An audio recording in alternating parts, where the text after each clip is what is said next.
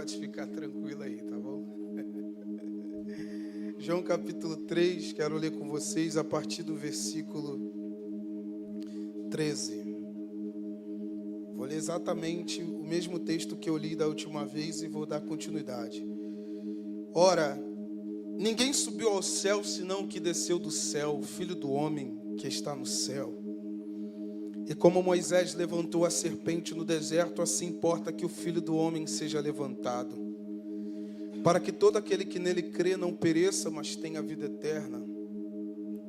Porque Deus amou o mundo de tal maneira que deu o seu Filho único, o Filho unigênito, para que todo aquele que nele crê não pereça, mas tenha vida eterna. Porque Deus enviou o seu Filho ao mundo, não para que o mundo fosse condenado por ele, mas para que o mundo seja salvo por ele.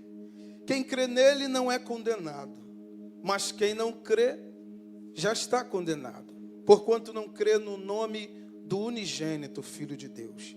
E a condenação é esta, que a luz veio ao mundo, e os homens amaram mais as trevas do que a luz, porque suas obras eram más.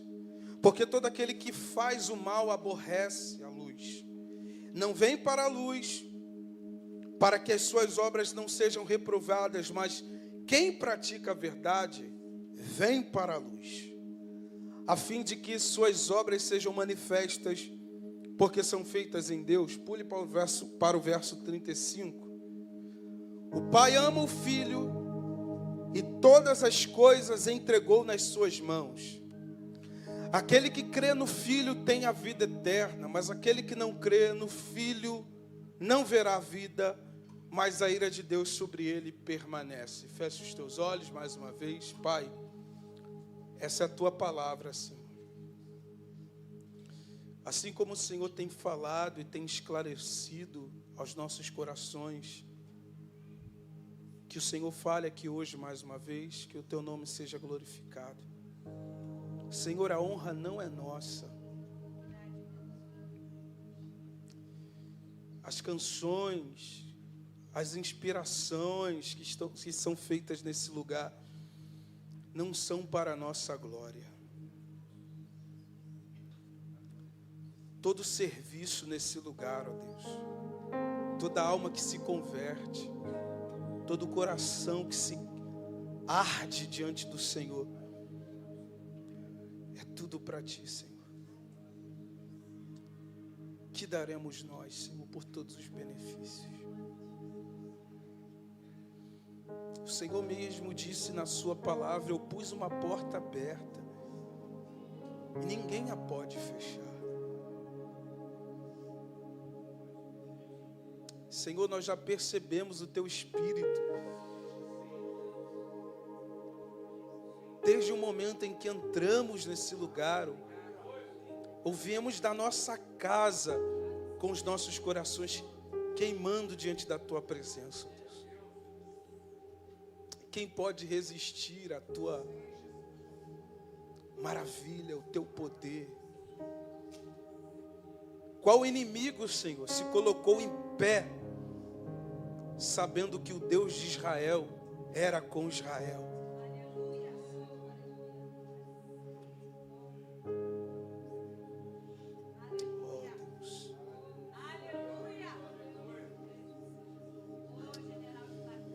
Nós entendemos a tua palavra, Senhor.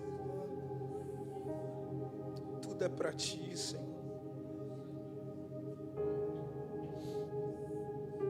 Sim, ó Pai, que o nome do teu Filho seja glorificado nesta igreja. Que os corações queimem diante da presença do unigênito do Pai, através do Espírito Santo da verdade nesse lugar. Em nome de Jesus. Em nome de Jesus.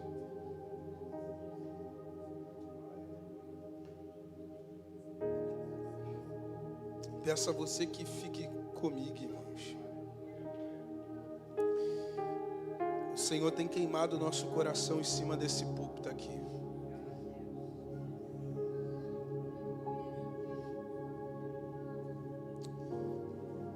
nós temos nos colocado na brecha para que o Espírito Santo falasse ao nosso coração e transmitisse à igreja.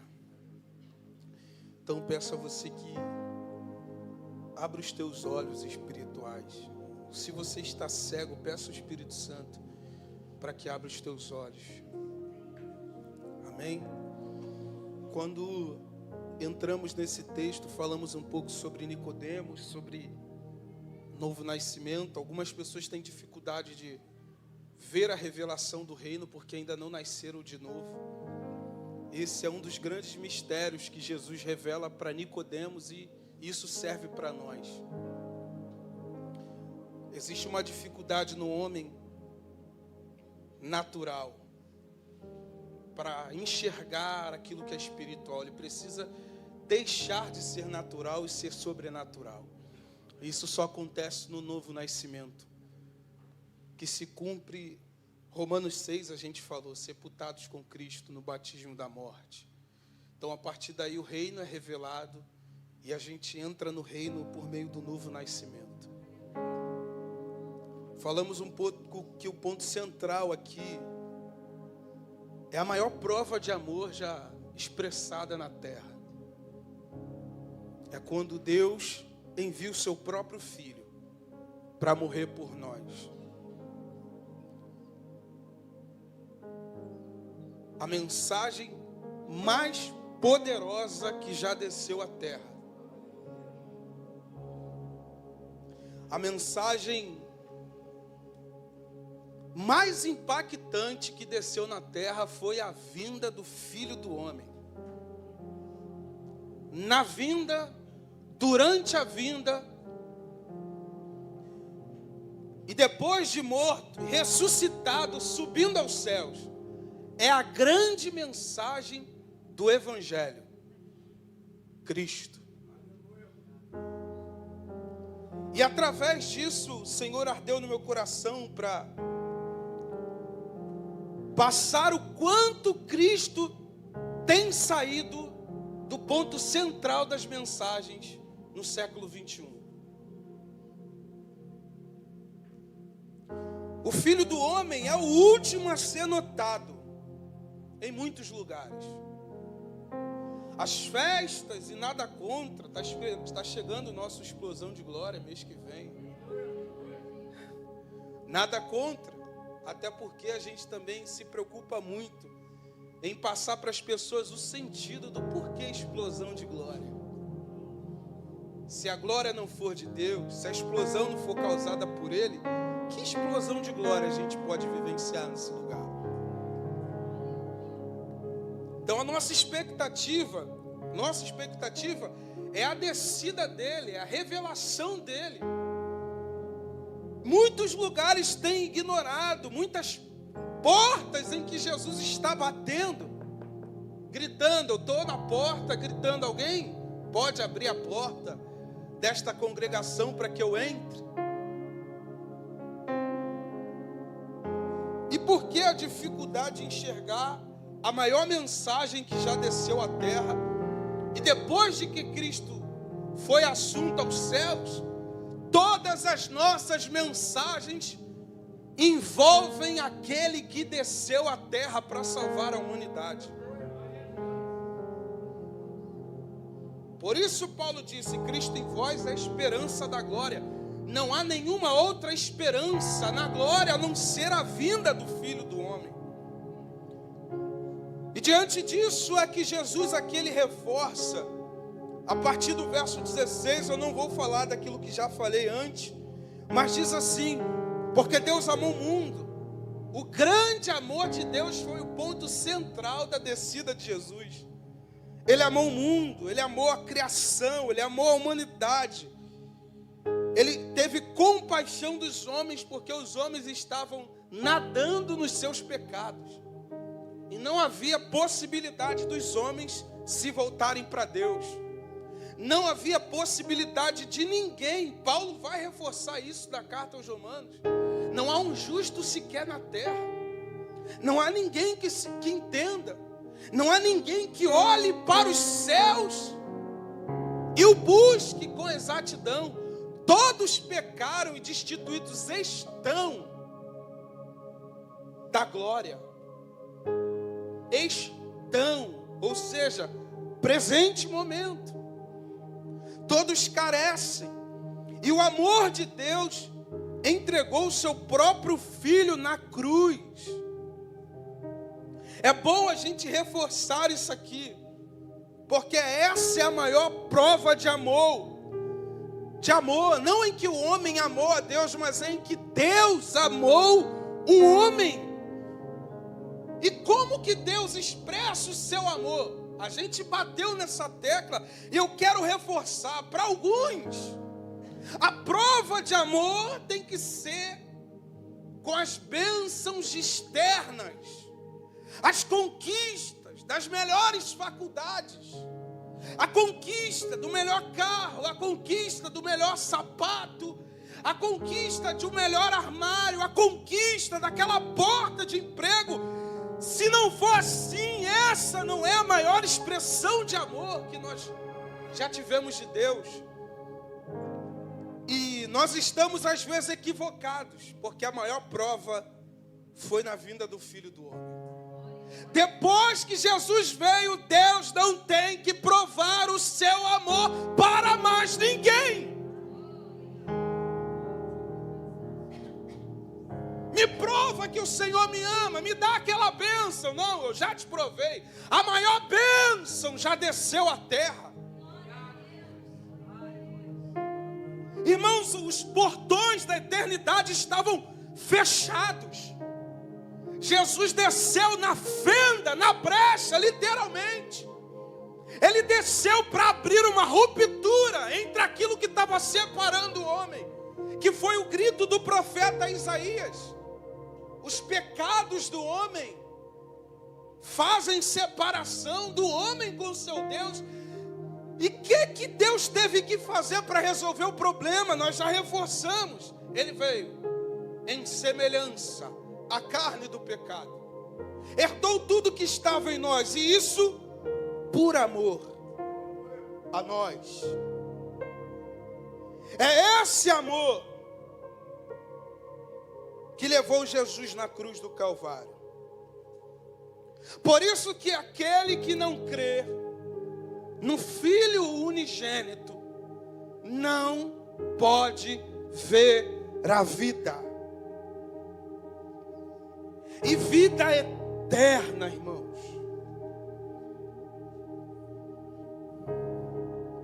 A única porta que nos liga à eternidade se chama Cristo em vós.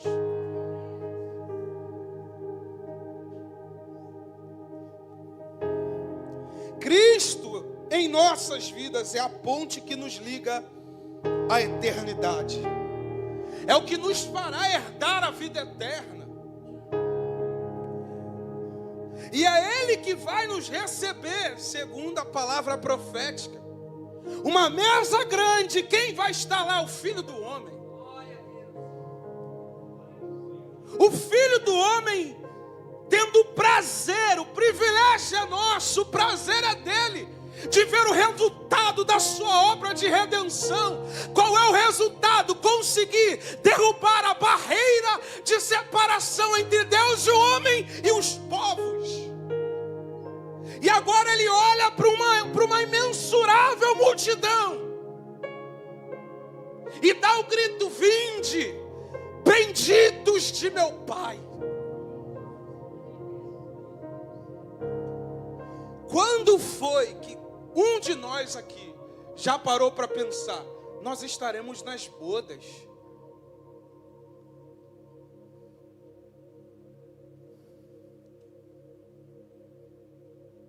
Olha para o teu irmão, pergunta para ele: o que é mais importante? O que nós veremos nas bodas do Cordeiro? Ou o que está diante de nós agora?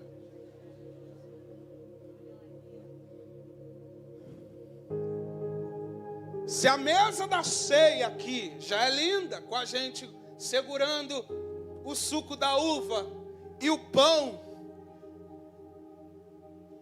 E o pastor Ivani sempre reforça isso aqui a respeito da mesa preparada. E ele vai estar lá com uma bandeja, servindo cada um de nós. E você imagina, não vai ter espaço para lágrima, porque ele já disse que vai colher todas elas. Mas qual é a característica, Vinícius, dessas lágrimas? Sofrimento. Porque é isso que Paulo, ele escreve quando ele fala aos Romanos. Ele disse que se formos plantados juntamente no sofrimento de Cristo, com certeza seremos plantados na imagem da sua ressurreição. Aí você imagina Paulo. Você imagina Paulo e diante de Deus, seu corpo marcado pelas dores dos naufrágios. E não há espaço para as lágrimas, porque Deus já enxugou todas elas. E o que é que vai estar no lugar do sofrimento, das lágrimas? A alegria de quem suportou tudo para estar nas bodas.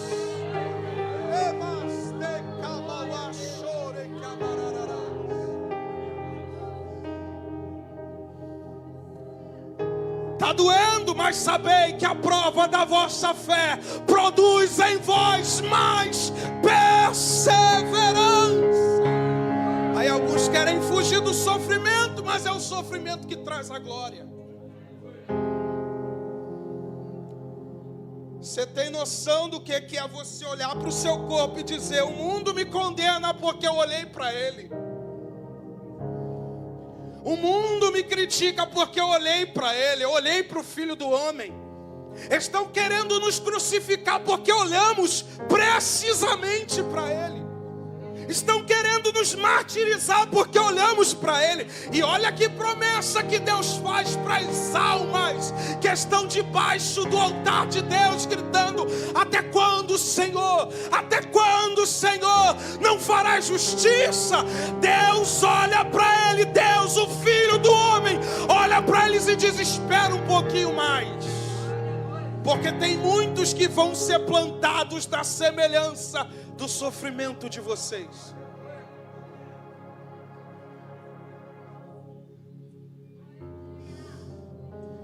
Aleluia! E se nós formos plantados no século 21? Não foi ministrado aqui?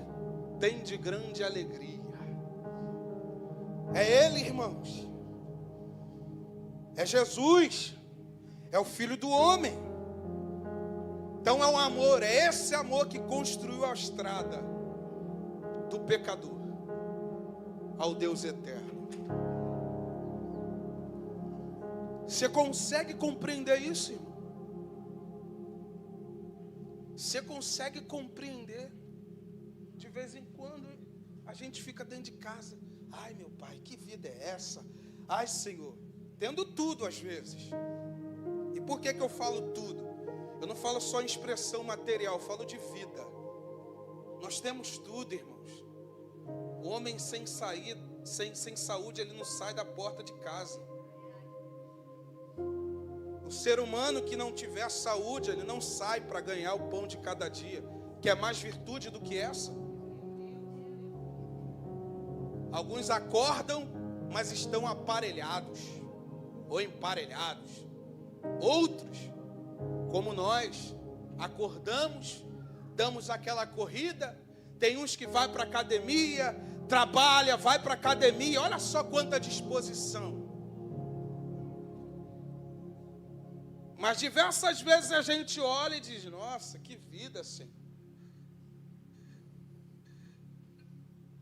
Que a bênção maior.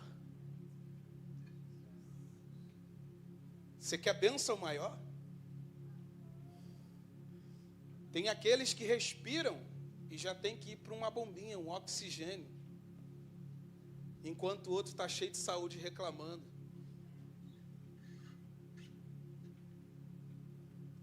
Tem diversas charges hoje de reflexão. Tem aquela do rapaz que está a pé querendo a bicicleta. E o que está de bicicleta querendo a moto. E o que está com a moto querendo o carro. E o que está no carro querendo helicóptero. e o cara sem as pernas, eu só queria andar. Quem já viu essa charge aqui? Isso revela a hipocrisia da maioria de nós, irmãos. Levantar já é uma virtude. Nós deveríamos lembrar mais do que Jesus fez na cruz do Calvário. Por isso que Deus não tem que provar. Ele já provou, irmãos. Agora é o homem que tem que provar ou experimentar a Deus. Provar e ver de que o Senhor é bom. Se é que já tem provado que o Senhor é bom. E quando eu provo de Deus, eu vejo o seu amor na cruz do Calvário. Irmãos, não existe mais argumento. Eu entendo que tudo que eu tenho é por causa da cruz.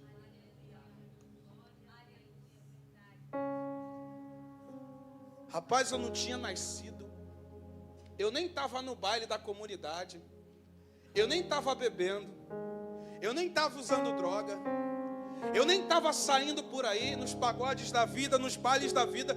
E já tinha um sangue fervendo, correndo na humanidade, muito antes de muitos terem nascido. 2000 anos atrás.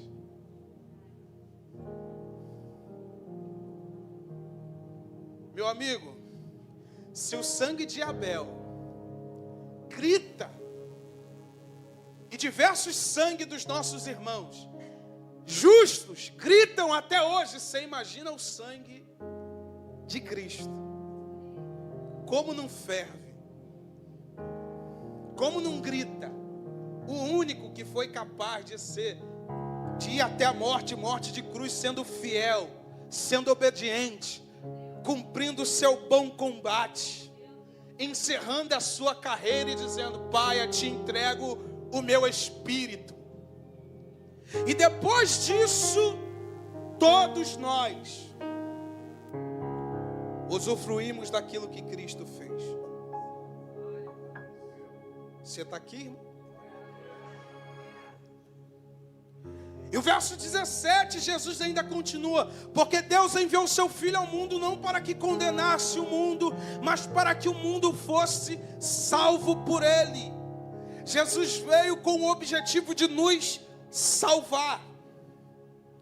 Esse foi o objetivo principal de Cristo: vir a nós e reconstruir, derrubando a parede da inimizade, reconstruir a união do crente com Deus. Ele veio para nos salvar. Mas parece que até o objetivo de Jesus na cruz está sendo deturpado hoje. Parece que Jesus tinha diversas coisas a fazerem, sem ser salvar o homem. E não, o ponto central do seu objetivo, ele veio para salvar. E Paulo, na sua primeira carta, no versículo 1, no capítulo 1, no versículo 15, ele diz: Cristo Jesus veio ao mundo para salvar os pecadores, dos quais eu sou o pior. O objetivo: Cristo veio para nos salvar.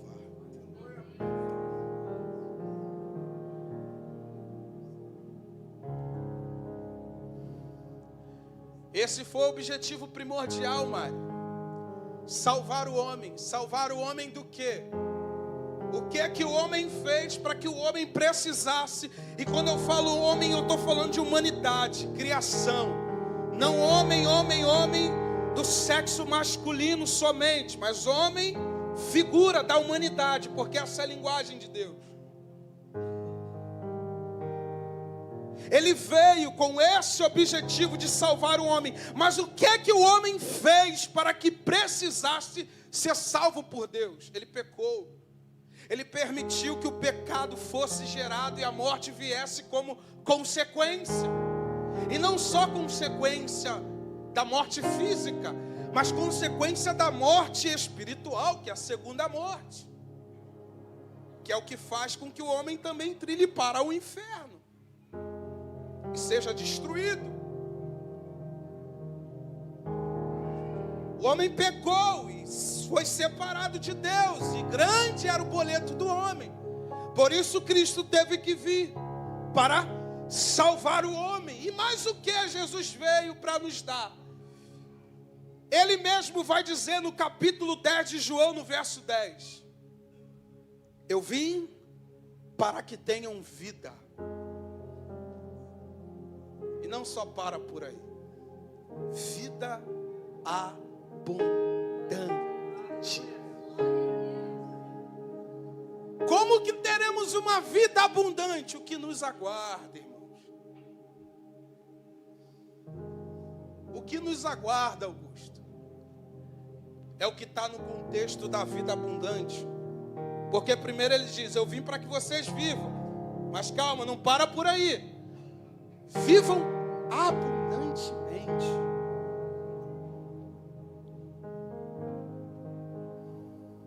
Nós passaremos dessa vida para outra, irmãos. É o que Jesus está falando. A morte não tem mais domínio sobre nós. Se cumpriu na vida de Cristo. O corpo desce ao pó, mas a alma e o espírito vão para onde? Por isso que Deus, Ele deseja os seus santos. Enquanto talvez muitos de nós iremos chorar na morte de um justo, Deus está alegre, porque preciosa é para Deus a morte dos seus santos. A morte aqui, porque quando Ele passa daqui para lá, Ele vive. A abundância da vida que Jesus morreu para nos dar. É o sentido, irmãos. E é necessário crer nele. É necessário olhar para ele. Se não olharmos para ele, não tem vida abundante.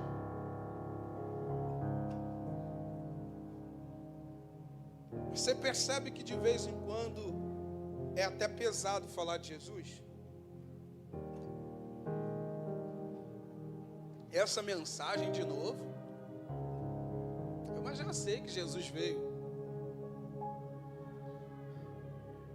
Tem que ser uma mensagem que fala da bênção de Abraão, porque essa cabe no contexto geral.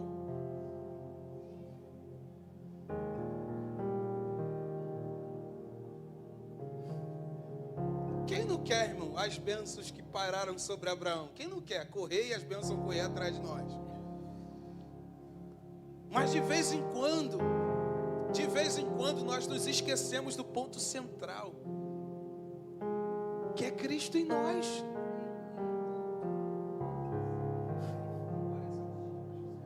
Irmãos, o culto de ceia deveria ser um culto com mais lágrimas, de alegria. E não precisava ter um louvor estrondante, ou nem mesmo um som. Se isso bater na nossa consciência, o culto de ceia deveria ser um culto com mais lágrimas de alegria, pelo que Jesus fez.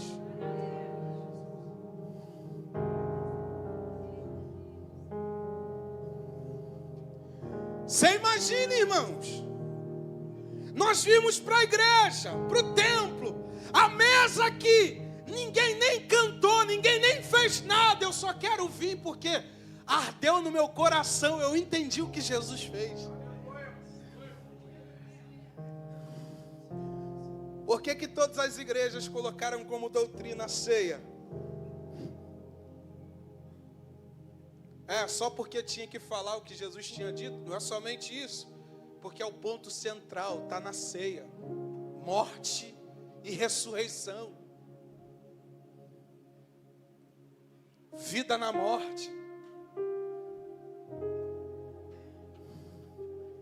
Que maravilha, irmãos. Oh, que explosão de glória num culto de ceia, hein?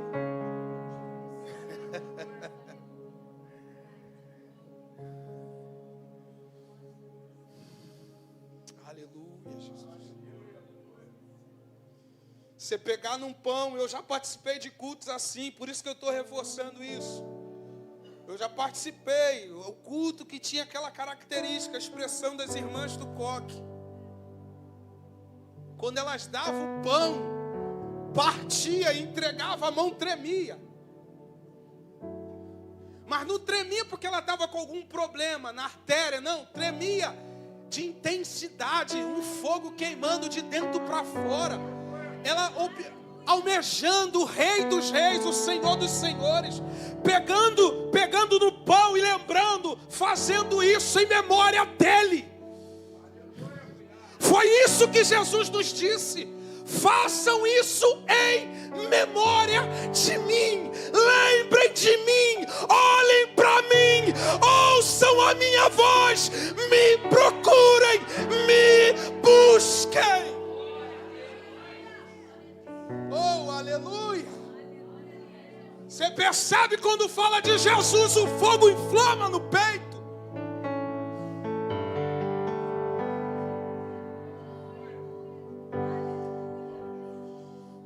Eu participei, eu lembro, a minha primeira igreja, lá em 2012, no culto de ceia. Eu e mais um punhado de jovens com os braços erguidos, abraçando um ao outro. De repente o irmão passou com a bandeja. Olha como é que o Espírito Santo lembra a gente. E o irmão passou com a bandeja e de repente nós íamos pegando. E enquanto cada um pegava, irmãos, não tinha como ficar em pé, segurando o que representava o corpo de Cristo e o sangue dele. Nós pegávamos e a única coisa que vinha na mente, pastor Ivani, é: eu estava lá. Eu estava lá. E não tinha nem tempo de olhar um para o outro, a gente já estava caído, extasiado.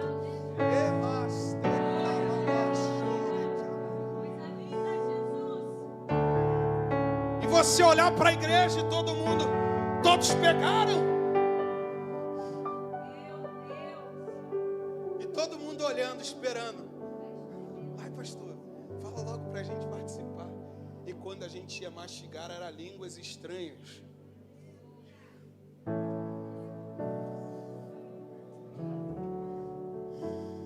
E se olhava para um lado e já tinha o outro, soluçando, aquele choro de soluço, de grito. E de repente tinha alguém assim encolhido com as mãos na barriga, gritando: ah, Jesus!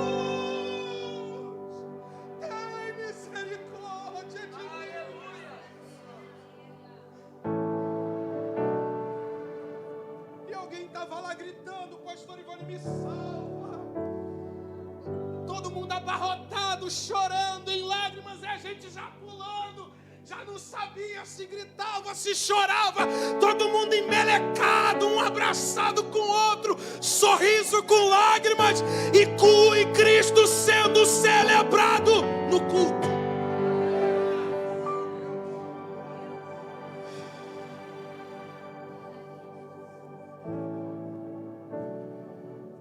Lá no fundo do baú,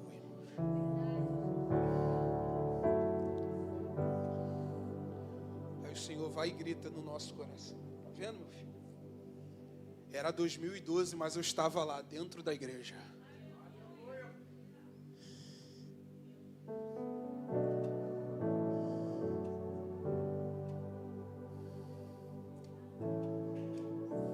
Por isso aquela canção gritou. Por isso eu falei da canção. Ele levou sobre si.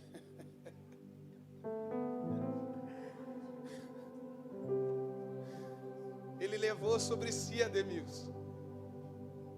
Cara, você imagina se olhar para alguém e alguém dizer isso para você. Isso aqui não chega aos pés do corpo dele, mas em saber que ele disse que era para fazer em memória dele já é o suficiente.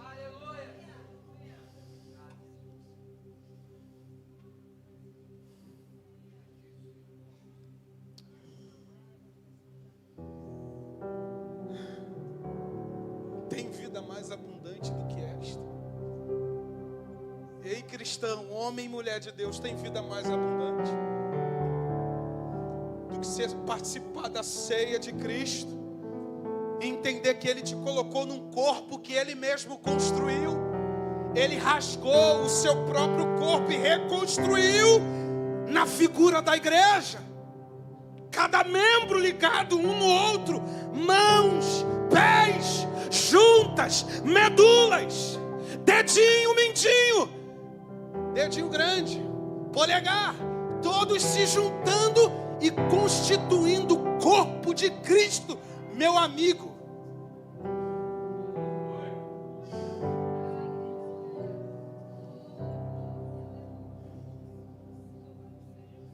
Segura aí na mão do teu irmão aí, junto com ele aí. Segura aí na mão dele. É só uma dinâmica.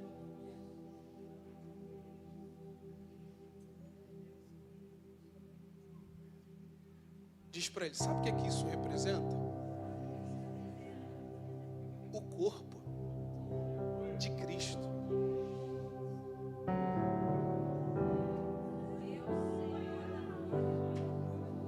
Pode soltar. Só é corpo se pegarmos um na mão do outro. Aí aqui a gente se quebra. Que a ideia de uma mão colada na junta do braço é essa. É que um corpo só consegue ser constituído se a mão estiver ligada ao tronco, ao braço, a perna nos pés, os dedinhos interligados um com o outro. Se nós não entendermos isso, quanto mistério foi a morte e ressurreição de Cristo, meu amigo, minha irmã.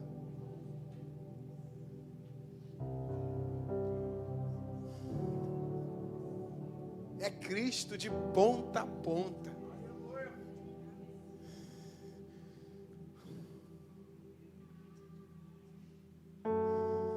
Reflete aí. Aí você está distante, você entrou aqui. Mas você sabe qual foi a tua primeira reação quando você ouviu a mensagem do que Jesus fez com você. E te trouxe aqui só para te lembrar que não tem como ser um corpo ou membro constituindo um corpo sozinho. Se a orelha sair da parte direita do corpo, todo o corpo sente, falta uma orelha direita. Por que que tem que haver essa empatia no nosso coração? Rapaz, está sumido, quanto tempo? Aquele irmão, aquela irmã, porque esse é o senso que o Espírito traz, porque Cristo dividiu o seu corpo com a igreja, é isso que está escrito. Por isso que ninguém pode ser um corpo sozinho, sendo um só membro. Eu me torno o corpo dele unido a você. E nós juntos, na ceia, celebramos a morte e ressurreição de Cristo. Você vai passar a cear mais diferente. É só um suquinho. Paulo falou, ó. Se não entende, não participa. Esse é o sentido da coisa. Se você não entende, não tome de forma irreverente. Come e bebe para a própria condenação, não discernindo o corpo do Senhor. É isso que Paulo trouxe, e já foi até reforçado aqui.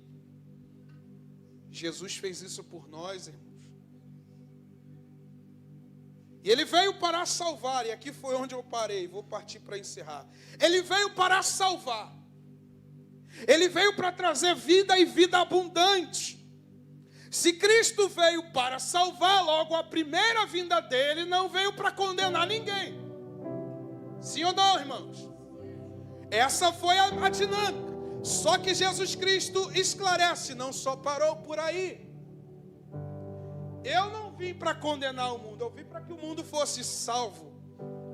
Mas deixa eu estender a vocês um ponto de exclamação aqui. Quem crê nele não é julgado. Mas quem não crê já está. E aqui o julgado aqui é condenado, sentenciado. porquanto não crê no nome do unigênito Filho de Deus. Jesus não veio para condenar, mas a nossa resposta diante da vinda dele é que vai dizer se eu sou um salvo ou se eu sou um condenado. Você está certo, meu irmão, minha irmã. Jesus não veio para condenar ninguém na primeira vinda, mas todo mundo que olhou para ele tinha que dar uma resposta. É isso que ele disse. Só a vinda dele já diz muita coisa.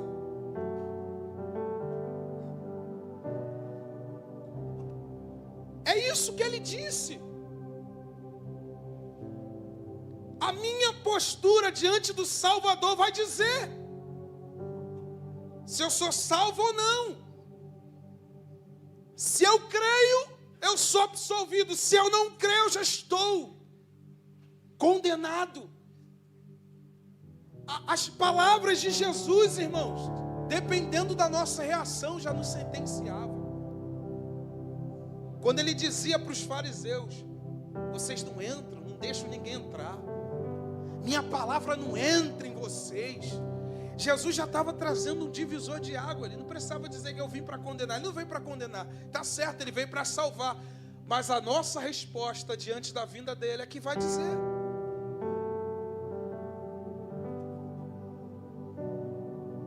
Não foi isso que Paulo esclareceu em Romanos capítulo 1, versículo 28?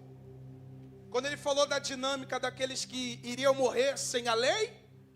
Mas essa dinâmica, ela está em todo o contexto, porque ele diz: e como eles se não importaram de ter conhecimento de Deus, assim Deus os entregou a um sentimento perverso, para fazerem coisas que não convêm. Não foi isso? Mas qual é o sentido dessa fala? É que eles tiveram uma parcela de responsabilidade e falharam. E nós estamos tendo a nossa oportunidade diante do livramento de Deus na pessoa de Cristo, e muitos de nós estamos falhando. Você está aqui, meu irmão? Aí Jesus diz: e a condenação é esta. Eu vou esclarecer o verso 18 para vocês no verso 19. E a condenação é esta, que a luz veio ao mundo, e os homens amaram mais as trevas do que a luz, porque suas obras eram más. Você já deve ter escutado isso aqui, e a gente reforça mais uma vez. Ninguém vai para o inferno por falta de amor.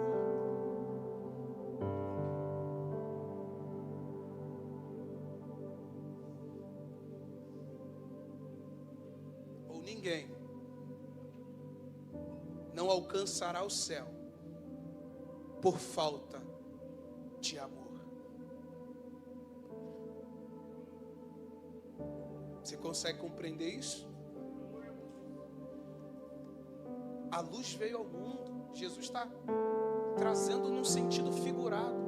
A luz veio ao mundo. E os homens, pareceu-lhes bem ignorar a luz que veio ao mundo, e amaram mais as trevas. Trevas aqui fala de pecado, iniquidade. Mas por que eles se voltaram mais para as trevas do que para a luz? Porque suas obras os denunciavam. Aqui que pega. Está vendo? Uma grande mensagem foi ministrada na vinda de Jesus. E agora que Deus se volta para nós e fala: o que você pode fazer com essa grande mensagem? É que gera o temor, porque vai afunilando. A porta vai se estreitando.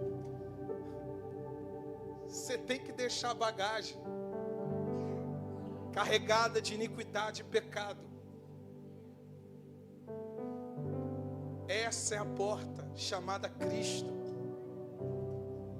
E por amor, irmãos, por amor, os homens desejaram seguir seus próprios meios.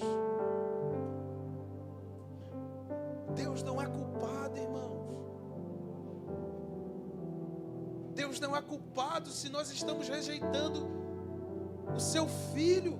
Não é isso que o salmista disse? Beije o filho para que o pai não se ire.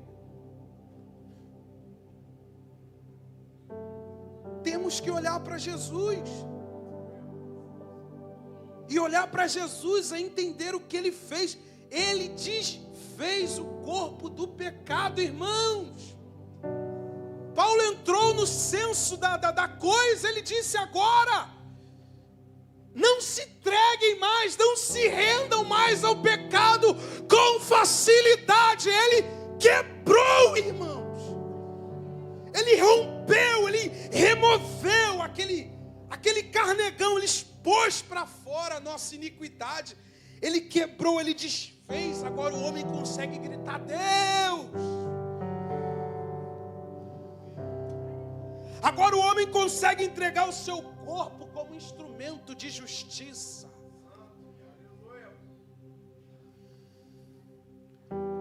Agora o homem consegue dizer não à mentira, não à cobiça, não ao pecado.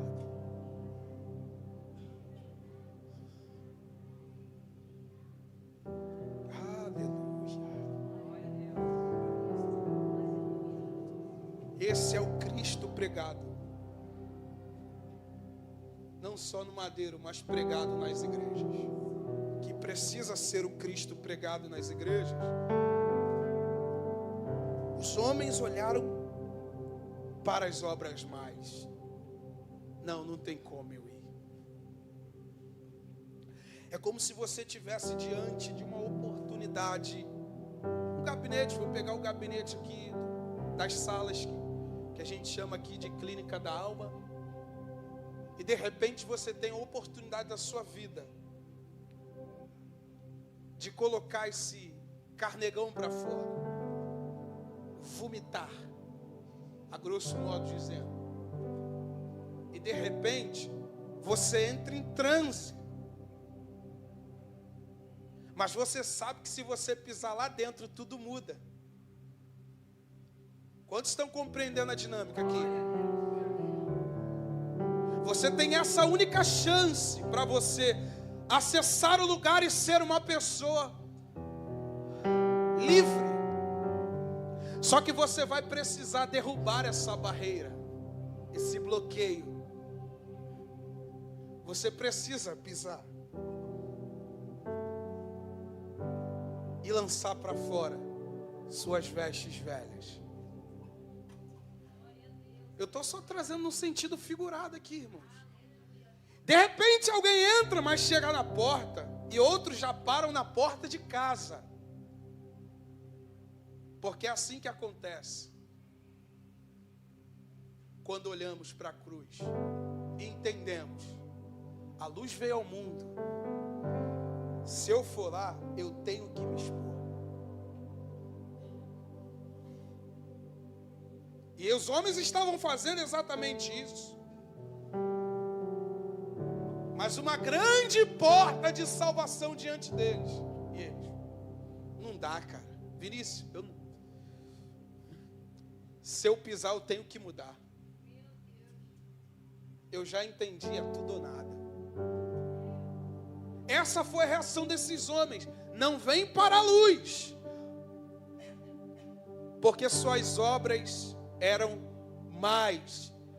Mas não foi isso que Jesus Cristo estava querendo, trazendo um senso de ignorar os homens. Jesus está trazendo os homens para perto. Jesus está expondo que os homens não quiseram a luz. Eles foram para trás. Mas Jesus já tinha dito: eu vim ao mundo para salvar. Não foi isso que ele disse no verso 17? Eu vim para salvar. Eu vim para salvar. Nós lemos aqui que ele vai falar lá em João 10:10. Eu vim para que tenham. Está todo mundo dormindo. Eu vim para que tenham e vida. Como que alguém disse para mim que veio para mim, para que eu tenha vida e vida com abundante, e agora vai me impedir de entrar?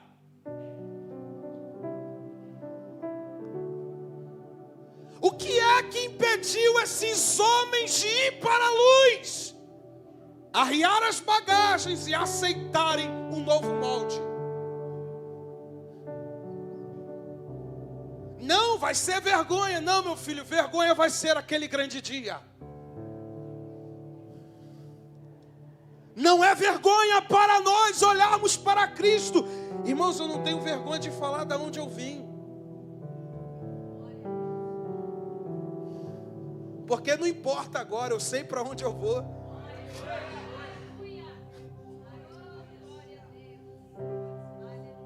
Vergonha, eles vão ter vergonha se não aceitarem a pessoa, a porta da salvação. Cristo veio aqui, ele disse: aquele que tiver vergonha de mim diante dos homens, eu também terei diante do julgamento.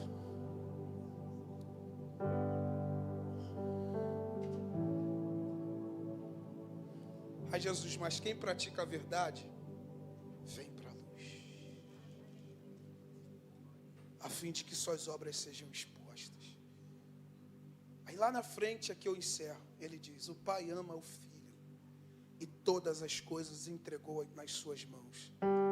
Aquele que crê no Filho tem a vida eterna, mas aquele que não crer no Filho não verá a vida, mas a ira de Deus permanece. Irmãos, ele não fala que a ira paira sobre o homem somente. Ele fala que a ira permanece. Por que permanece? Até que esse homem, até que essa pessoa, homem ou mulher, ouça a mensagem do Evangelho e diga: eu quero mudar a minha vida. Se coloque de pé.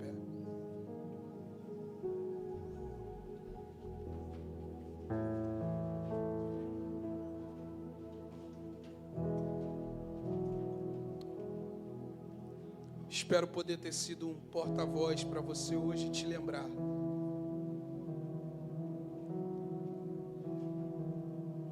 que Jesus morreu para salvar a sua alma, para salvar a sua casa, para salvar a sua família.